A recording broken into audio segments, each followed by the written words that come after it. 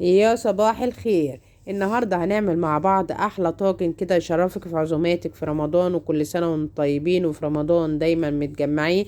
هنجيب الكوسة معانا كده زي ما انتم شايفينها، هنقطعها حلق وهننزل عليها بمعلقة زبدة بلدي، وهننزل عليها بفلفل اسود، هننزل كمان عليها بملح، هنقلبها شوية كده لغاية ما تتشوح معانا. كل شوية نقلبها ونغطيها ونسيبها لغاية ما تتشوح تماما والكوسة تستوي معانا، تطلع معانا بالشكل القمر اللي انتوا هتشوفوه ده. تغرزي فيها الشوكة تلاقيها بقت مستوية تماما كده. تمام. هنعمل ايه بقى بعد كده؟ هنصفي الكوسة من الايه، من السوائل اللي فيها، ننزل بيها في قلب الطاجن زي ما انتم شايفين كده.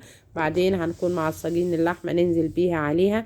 هنغمر الكوسة كلها باللحمة. لو انت عايزة تخلي نص الكوسة تحت ونص فوق مفيش مشاكل، بس انا بحب افرد الكوسة الاول وانزل عليها باللحمة المفرومة زي ما انتم شايفين كده. وبعدين هننزل عليها بالبشاميل. البشاميل ما يكونش تقيل قوي ولا خفيف قوي، يكون وسط كده جوسي حلو، عشان الكوسة تطلع معاكي جوسي وحلوة كده، تشرفك قدام ايه ضيوفك كده، تبقى حاجة من الاخر زي ما بيقولوا، حاجة سبيشال كده. بعد كده بعد ما هنغمرها بالبشاميل خالص هننزل عليها بالجبنة الموتزاريلا. عايزة تحطي معلقة سمنة بلدي فوق الوش برضو مفيش مشاكل خالص، تنزلي بمعلقة. مش عايزة يبقى خلاص. بصوا زي ما انتوا شايفين كده احنا غمرناها بالبشاميل.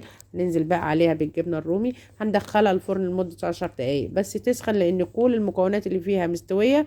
وبعد كده هنولع الشواية عليها عشان تحمر وشها ويطلع بالشكل القمر اللي انتوا هتشوفوه معايا ده. وهيبقى احلى طاجن كوسة بالبشاميل يشرفك في عزايمك في رمضان قدام ضيوفك، وبألف هنا.